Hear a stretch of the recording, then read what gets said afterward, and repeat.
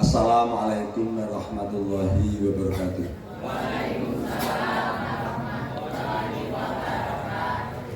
Allahumma sholli ala sayyidina wa maulana Muhammad wa ala alihi wa sahbihi wa dzurriyyatihi wa man nabi wa ummatihi ajmain. Alhamdulillahirrahmanirrahim.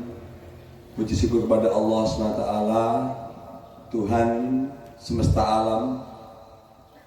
Pada hari ini, hari Sabtu tanggal 26 Juli tahun 2025, alhamdulillah kita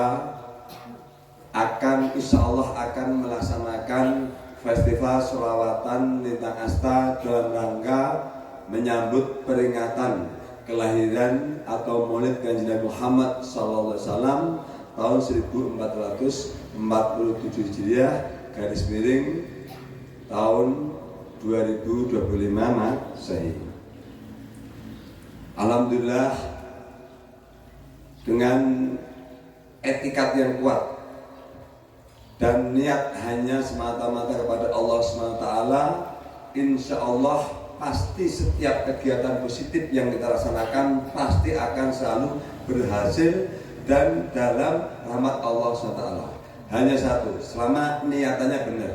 Itu dari saya pribadi sebagai ketua Lintang Asta, makanya dengan asmamu, soal setiap niat, setiap tindakan kita harus selalu diniatkan hanya untuk Allah dan melibatkan Allah. Nah, khusus untuk dalam rangka peringatan Maulid Kanjeng Muhammad SAW ini, kita untuk penghormatan Kanjeng Nabi Muhammad SAW. Jadi kalau kata bapak saya itu, hidup dunia ini sederhana. Ikutin Quran, hadis, kemudian hormati Kanjeng Nabi Muhammad SAW. Itu pasti hidup ini akan terarah dengan sendirinya. Nah, apa yang disampaikan bapak saya ini sesuai dengan sabda Kanjeng Nabi Muhammad SAW.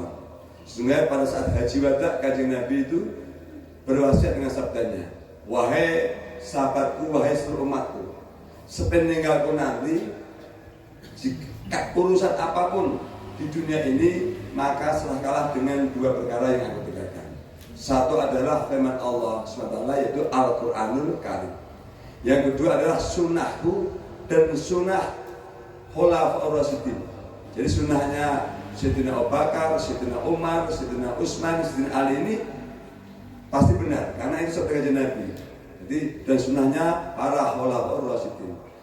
Dan siapa? Dan para ulama yang lurus, ulama yang berpegang teguh kepada Al-Quran dan Sunnahku. Kemudian sabda berikutnya di lain waktu Kanjeng Nabi menyampaikan, sesungguhnya tertolaklah semua amal menggantung di langit ketika sebelum dibaca sholawat untukku, termasuk sholat. Jika sholat tanpa sholawat maka tidak sah, karena menjadi rukun daripada sholat. Maka hadis saya menyampaikan sesungguhnya sholat itu adalah satu penebus dosa kita, menjadi penebus bagi dosa kita. Jadi orang yang banyak sholawat itu pasti akan diampuni Allah Subhanahu wa Ta'ala. Bagaimana hakikat lahirnya? Lahirnya dengan kita mengingat Kanjeng Nabi, menghormati Kanjeng Nabi, secara lahiriah kita akan mengikuti akhlaknya Kanjeng Nabi. Jadi kita malu akan berbuat jahat. Secara hakikat Allah memberikan syafaat melalui fasilah tersebut. Kemudian yang kedua, sholawat ini adalah kebaikan, 10 kebaikan bagi umat yang baca satu sholawat. Jadi satu sholawat kita bacakan itu para malaikat dan Allah memberikan kita sholawat 10 kali. Dan Allah memberikan hak kepada Kanjeng Nabi untuk menjawabnya di alam kubur. Itulah luar biasanya sholawat. Yang ketiga adalah menjadi wasilah terkabulnya semua doa. Dan hadis yang lain, siapa yang mengalami kesempitan maka perbanyaklah sholawat, maka Allah akan memberikan penerang jalan kehidupan. Jadi perbanyaklah sholawat. Makanya sholawat itu kan mau orang menstruasi, orang apapun itu sah. Jadi beda baca Al-Quran, itu harus suci. La yamassuhu illa mutahharun. Tidaklah berhak, tidak boleh menyentuh Al-Quran kecuali orang yang bersuci. Itu Al-Quran. Jadi kalau kita, mohon maaf karena ada aliran lain yang Al-Quran itu seenaknya tidak bisa. Jadi Al-Quran itu karena kalam suci, harus la yamassuhu illa mutahharun. Tidaklah diperbolehkan menyentuh Al-Quran kecuali dalam keadaan suci. Itu sebuah penghormatan. Yang berikutnya adalah saya mengucapkan terima kasih banyak pertama kali kepada Bapak Ketua DKM, Bapak M. Asal Mutakin, kemudian Ketua Sholawatan, Ibu E. Sumiati, dan kemudian supporter sholawatan ini adalah Ibu Haja Hera. Alhamdulillah beliau ini mengorbankan pikiran, tenaga, termasuk hartanya, insya Allah untuk ini, dan dia meresapi dengan lagu Asmaul. Jadi insya Allah apapun yang dilakukan beliau ini, insya Allah dengan dasar niatnya untuk Allah Subhanahu wa Ta'ala. Dan tentu tidak mungkin bisa tanpa kata Bapak Ibu semuanya.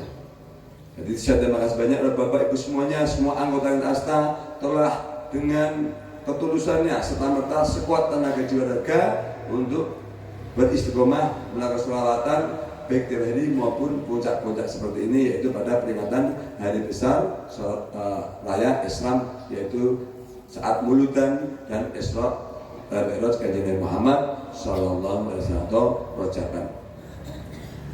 Dengan mengucap Bismillahirrahmanirrahim, dengan asma Allah yang Maha Pengasih Maha Penyayang, Festival Sholawatan Lintang Asta tahun 1447 Hijriah garing tahun 2025 dalam rangka untuk memperingati Muludan Kanjeng Nabi Muhammad SAW resmi saya buka sebagai Ketua Asta. Yang mana insya Allah akan diselenggarakan dari tanggal 26 Juli tahun 2025 sampai nanti